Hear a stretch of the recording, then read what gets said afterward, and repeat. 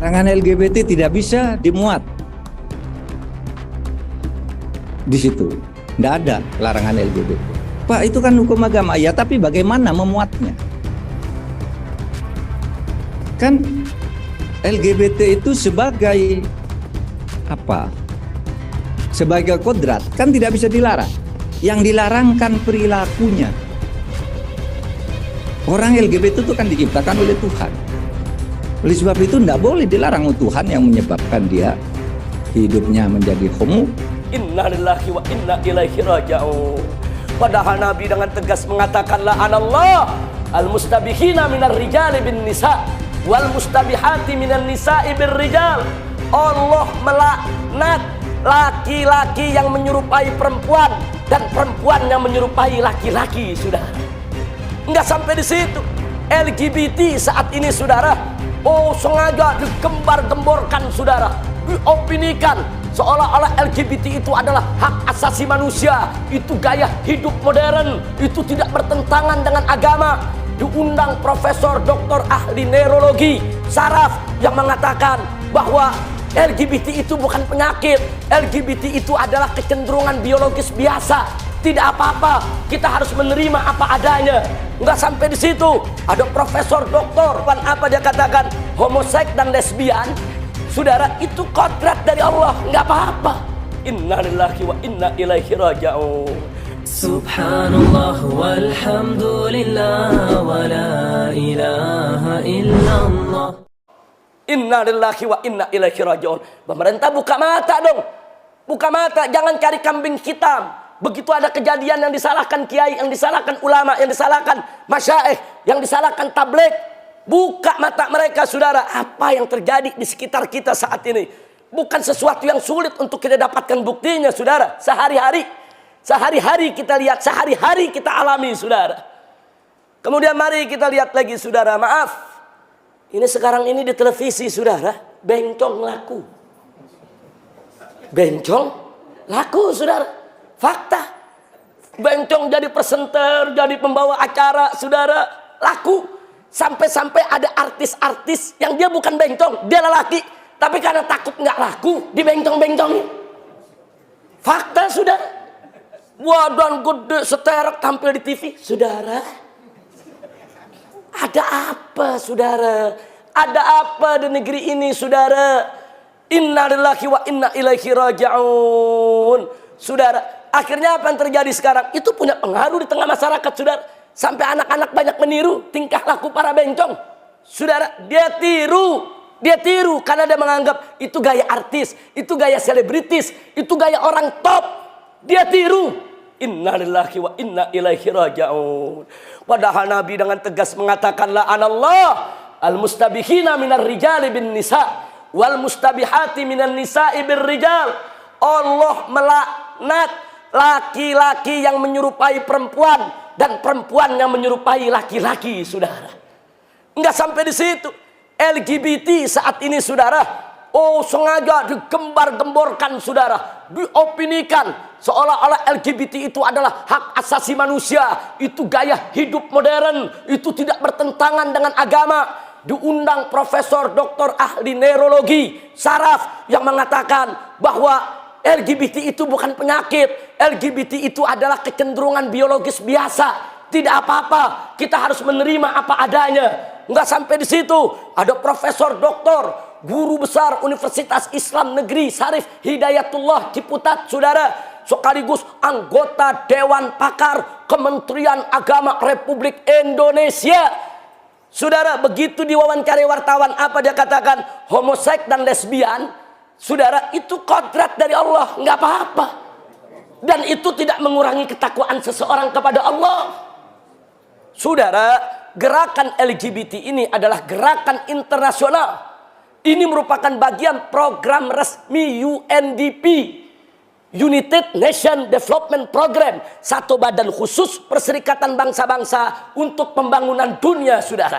Khusus untuk Indonesia saja per tahunnya digelontorkan dana 108 miliar, saudara, untuk pengembangan LGBT. Ini laporan resmi UNDP, saudara. Resmi. Ini program PBB, ini program internasional, saudara. Makanya kenapa kemarin itu sengaja diletupkan ini masalah, saudara, tes case. Mereka mau tes di negeri kita. Kira-kira orang kita marah apa enggak? Kira-kira orang kita protes apa enggak? Kira-kira orang kita ini akan terima atau tidak? Tes case, saudara. Hati-hati.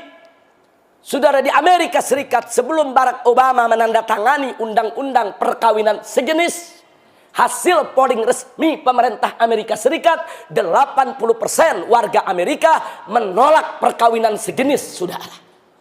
Dan Barack Obama pun, saudara, begitu diwawancarai oleh salah satu televisi nasional di Amerika Serikat, saudara, mengatakan tidak setuju dengan perkawinan sejenis.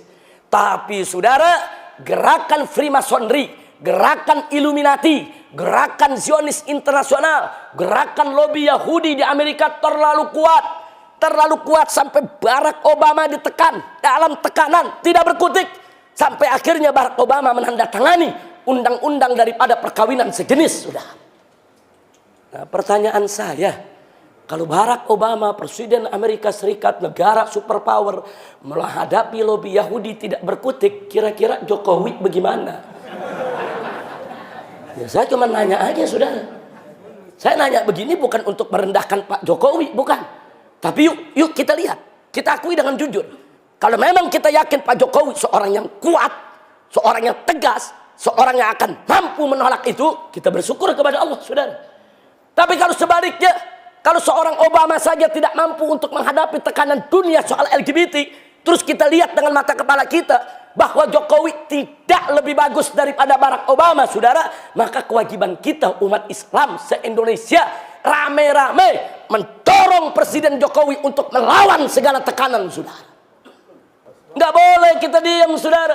Ini test case. Kalau umat Islam diam, ormas Islam diam, gerakan Islam diam, besok perkawinan sejenis akan dilegalkan di negeri ini, saudara. Hati-hati. Tapi kalau penolakan kita keras, penolakan kita tegas, saudara, dan kita kompak bersatu, insya Allah undang-undang perkawinan sejenis tidak akan pernah bisa dilegalkan di negeri ini, saudara. Hati-hati, saudara. Dulu di Eropa tidak ada satu negeri pun yang melegalkan perkawinan sejenis. Apalagi di Amerika. Dulu semua menolak, saudara. Tapi begitu terjadi tekanan-tekanan dari gerakan Freemasonry dan gerakan Illuminati, satu persatu negara-negara Eropa gugur berjatuhan, saudara. Dimulai dari Jerman sebagai contoh. Dulu negara Jerman paling keras. Perkawinan sejenis tidak boleh ada di Jerman, saudara. Tapi apa yang terjadi setelah itu? Jerman menghadapi tekanan yang luar biasa. Akhirnya di Jerman lahir undang-undang perkawinan sejenis. Nggak sampai di situ, saudara. Begitu mereka berhasil menggolkan perkawinan sejenis, menggolkan undang-undang LGBT, saudara. Lalu apa yang mereka lakukan kemudian? Mereka tekan lagi pemerintah untuk mensahkan undang-undang incest, saudara. Apa itu incest? Perkawinan sedarah. Perkawinan kakak dengan adik, paman dengan keponakan, bapak dengan anak, saudara. Mereka tuntut dengan nama hak asasi manusia, kebebasan. Akhirnya, saudara, Jerman tumbang lagi. Nggak mampu menekan sampai undang-undang incest itu dilegalkan di Jerman, saudara. Besok incest ini akan ketularan di negara-negara Eropa sampai ke Amerika. Hari ini LGBT, besok incest, saudara. Nggak sampai di situ. Saat ini ada gerakan di Eropa, bukan lagi LGBT, bukan lagi incest, tapi gerakan zoofilia, gerakan kawin dengan binatang, saudara. Ada kejadian, saudara. Perempuan kawin dengan yaitu anjing jantan, saudara, ngundang orang pakai resepsi. Hari ini memang belum ada satupun negara Eropa termasuk Amerika, saudara, yang membuat undang-undang soal zoofilia. Tapi kemungkinan itu tidak tertutup besok atau lusa, saudara. Hari ini mereka izinkan LGBT, besok mereka izinkan incest, berikutnya akan mereka izinkan perkawinan dengan binatang, saudara. Na'udzubillah min dzalik. Makanya pantas luar biasa para ulama kita, saudara. Ulama-ulama kita, kalau kita buka kitab fikih, saudara, ini belum rame di zaman sekarang. 1200 tahun yang lalu mereka sudah ribut soal kawin dengan binatang, saudara. Apa hukum kalau manusia kawin dengan binatang? Saudara, udah dirinci sama mereka, saudara. Apa hukumnya, bagaimana sanksinya, bagaimana cara mengatasinya, saudara. Mereka keluarkan dalil-dalilnya. Belum kejadian, mereka sudah bicarakan. Inilah ulama-ulama salaf kita dulu, saudara. Mereka berpandangan panjang ke depan, saudara, di dalam menggali hukum. Kita sekarang baru ribut setelah kejadian. Tapi ulama kita 1200 tahun yang lalu belum kejadian. Mereka sudah bahas, mereka sudah berikan peringatan.